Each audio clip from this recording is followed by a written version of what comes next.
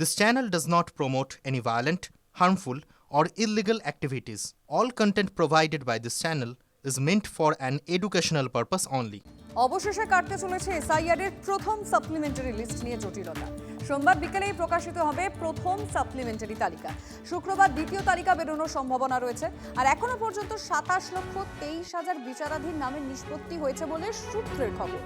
গড়ে প্রায় 2 লক্ষ বিবেচনাধীন নামের নিষ্পত্তি হচ্ছে।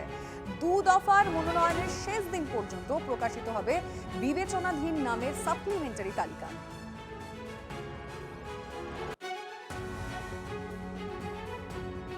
আমরা আশা করব যদি সবাইকার সব ভারতীয় যাতে ভোট অধিকার থাকে, ভারতীয়দের যেভাবে হ্যারাস করা হচ্ছে যাতে না করা হয়, যে অন্তত বিচারের এর বাণী যেন নীরবে নিভৃতে না থাকে, যাতে বিচার পায় সব ভারতীয়, যে আমি ভারতীয়, আমার কাছে ভোট অধিকার আছে, এটা আমার সংবিধান আমায় দিয়েছে, এইটাই যাতে থাকে। এক শ্রেণীর মানুষ, এক ধর্মের মানুষ, এক বর্মের মানুষ, তার নাম কেটে দেওয়া হবে, এটা সংবিধান অ্যালাউ করে না। তাই বিচার ব্যবস্থার কাছে আমার অনুরোধ, দেখে করবেন যাতে কোনো ভারতীয় নামটা যাতে বাদ না যায়, আর কোনো ভারতীয় যেন হ্যারাস না হয়। আমি ভারতীয় এটা প্রমাণ করার জন্য হ্যারাসমেন্টের দরকার, আমি জন্মেছি এটাই তো আমি ভারতীয়। এটা নির্বাচন কমিশন এবং তার সাথে মহামান্য আদালতের বিষয়, যেহেতু ম্যাটার সাবজুডিস, প্রধান বিচারপতির দেখরেখে কলকাতা হাইকোর্টের জুডিশিয়াল অফিসাররা পুরো ব্যাপারটি দেখরেখ করছে। আমার মনে হয় না কোনো রাজনীতিবিদেরই এই বিষয়ে বেশি কিছু বলা উচিত হবে।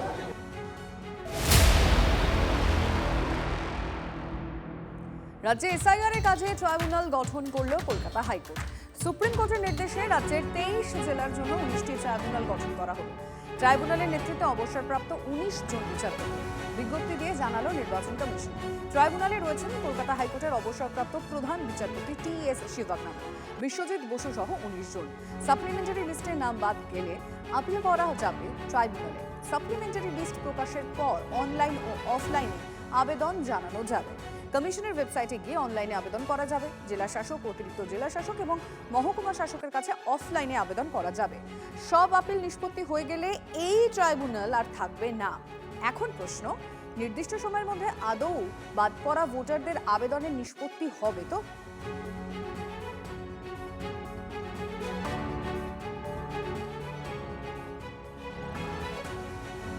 বদলি সংঘাতের আবহেই কমিশনের বড় নির্দেশ এলো। সদ্য বদলি জেলা শাসকদের বাংলো খালি করার নির্দেশ। নতুন জেলা শাসকদের নালিশে সাড়া দিয়ে নির্দেশ কমিশনের। বদলি হওয়া জেলা শাসকরা বাংলো না ছাড়ায় বিস্মিত কমিশন, এমনটি সূত্রের খবর। জলপাইগুড়ি, কোচবিহার সহ কয়েকটি জেলা থেকে অভিযোগ এসেছে। সোমবারের মধ্যে বাংলো খালি করার নির্দেশ কমিশনের। বাংলোতেই অফিস, জেলা শাসকদের আটকে থাকবে কাজ, তাই তড়িঘড়ি বাংলো খালি করার নির্দেশ কমিশনের। ইতিমধ্যেই বাংলো খালির নির্দেশে কমিশনকে নিশানা করেছেন মমতা বন্দ্যোপাধ্যায়। সবাইকে বদলি করছে কমিশন, এখন ভবনও খালি করতে বলছে। সব বাংলোয় বিজেপির লোক ঢোকাবে তো মমতা।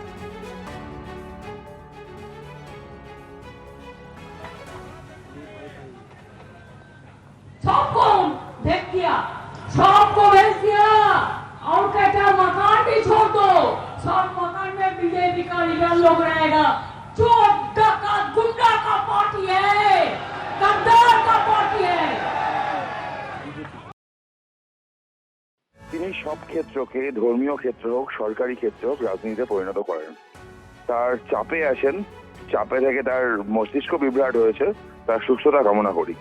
সেন্ট্রাল গভর্নমেন্টের যে জায়গাগুলো থাকে বা গভর্নমেন্টের যে জায়গাগুলো থাকে যেন পলিটিক্যাল কাজে যে ব্যবহার হতে পারে না নির্বাচনী বিধির মধ্যে, সেটা ওনার জানা উচিত। এতদিনকার মুখ্যমন্ত্রী তিনি, কিন্তু বিদায়ী মুখ্যমন্ত্রী তো, তাই হয়তো একটা প্রবলেম হয়েছে, চাপে আছেন, ওনার সুস্থতা কামনা করি। উনি বরাবর ভুলভাল বকেন, এবারও তাই করছেন।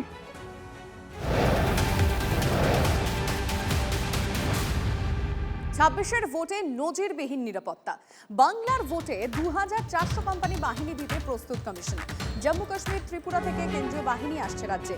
ইতিমধ্যেই 480 কোম্পানি কেন্দ্রীয় বাহিনী রাজ্যে এসে গিয়েছে, আর এর সঙ্গে যোগ হচ্ছে আরও 1920 কোম্পানি বাহিনী। কমিশন সূত্রে খবর, 31শে মার্চের মধ্যে 300 কোম্পানি বাহিনী চলে আসবে। এরপর এপ্রিলের প্রথম 2 সপ্তাহে আরও বাহিনী মোতায়েন হবে। 7ই এপ্রিল 300 কোম্পানি, 10ই এপ্রিল 300 কোম্পানি, 13ই এপ্রিল 277 কোম্পানি ও 17ই এপ্রিল 743 কোম্পানি বাহিনী আসবে। ধাপে ধাপে আরও 1920 কোম্পানি বাহিনী আসবে রাজ্যে।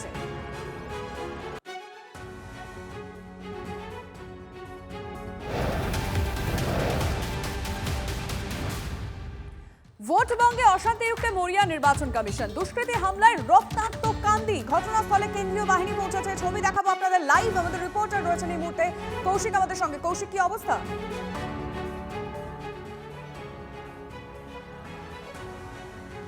দেখো, এখন কিন্তু এলাকায় যথেষ্ট উত্তেজনা রয়েছে এবং একটি পরিবারের কিন্তু 5 জন জখম হয়েছে।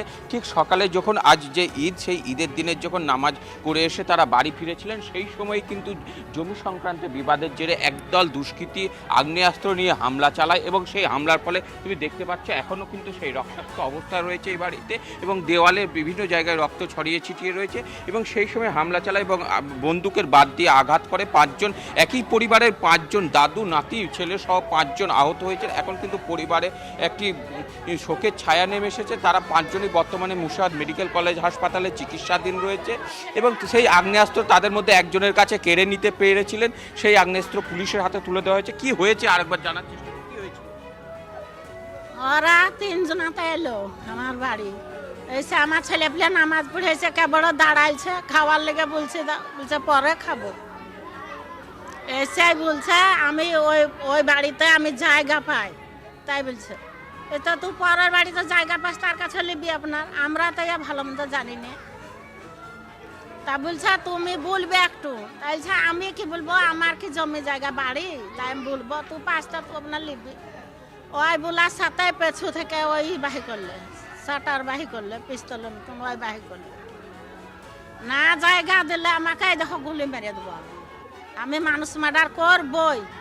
তখন ওর সাইডে 3টে ছেলে আছে, ওর বাড়ির স্ত্রী আছে, ওরা সবাই মিলে চুনাচুনি করে বললে তুই শাটার কেন বাহি করলি বলে আমার ছেলেরা বের কাড়িয়ে নিচ্ছে, লাগিয়ে দিল মার একবার ধরে। বা 7 গোষ্ঠীকে আমার ছেলে পেলেকে সবাইকে মেলে, সব বাইকে মেরেছে। আমার এই ট্যাঙ্ক দেখাবো, ট্যাঙ্কটা আপনার ছেলে এবং নাতি সকলকে সব বাইকে, তারা কোথায় এখন? হাসপাতালে সব। আমার ছেলে ভালো নাই, হাসপাতাল নিয়ে গেল গো, আমার ছেলে বাঁচবে না গো, বাঁচবে না আমার ছেলে। তার ছেলে কিন্তু গুরুতর জখম অবস্থায় রয়েছে। প্রথমে বন্দুকের বাদ দিয়ে মারধর করা হয়, বন্দুক বের করা হয়, সেই বন্দুক একটি ছিনিয়ে নেওয়া হয় এবং পরবর্তীতে পুলিশের হাতে তুলে দেওয়া হয়েছে। কিন্তু এখানে যেভাবে হুমকি দেওয়া হয়েছিল এবং মারধর করা হয়েছে এবং 5 জন কথা ঈদের সকালে কালীঘাটে পুজো দিলেন ভবানীপুরের বিজেপি প্রার্থী তথা বিরোধী দলনেতা শুভেন্দু অধিকারী। পুজোর মাঝেই জনসংযোগ, হিন্দুত্বের অস্ত্রের শান শুভেন্দু অধিকারী। নারী নির্যাতনের বিরুদ্ধেও সরব হন। আর নয় আরজিকর স্লোগান তোলেন ভবানীপুরের বিজেপি প্রার্থী। অনাচার, ব্যভিচার, অত্যাচার, হিন্দুদের উপর আক্রমণ, আদিবাসীদের উপর আক্রমণ সব বন্ধ হোক, সব ভালো হোক, নারীরা ভালো থাকুক। আরজিকর আর না, আরজিকর আর না, আরজিকর আর না, দেবদেবীর মূর্তির উপরে আক্রমণ আর না, গেরুয়া বসন করা সন্ন্যাসীদের উপর অত্যাচার আর না, গীতা প্রচারে বাধা দেওয়া আর না।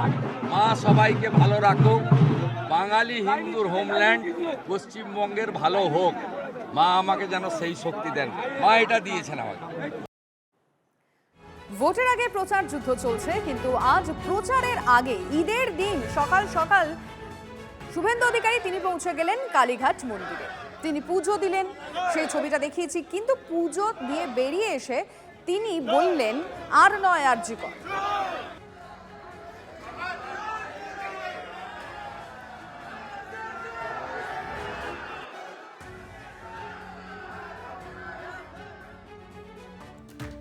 আগামীকাল ভবানীপুরে কর্মী সভা রয়েছে মমতা বন্দ্যোপাধ্যায়। চেতলা অহিন্দ্র মঞ্চে কর্মী সভার ডাক।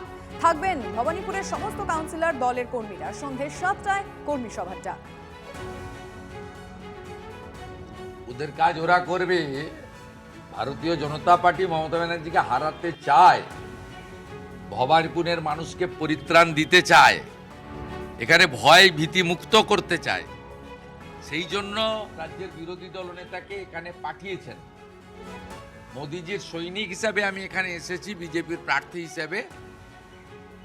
এই রাজ্যে কুশাসন, অপশাসন, অত্যাচার, তোষণ, দুর্নীতি সবকিছুর যিনি কর্ণধার, মাননীয় মুখ্যমন্ত্রী মমতা বন্দ্যোপাধ্যায়কে পরাস্ত করার জন্য।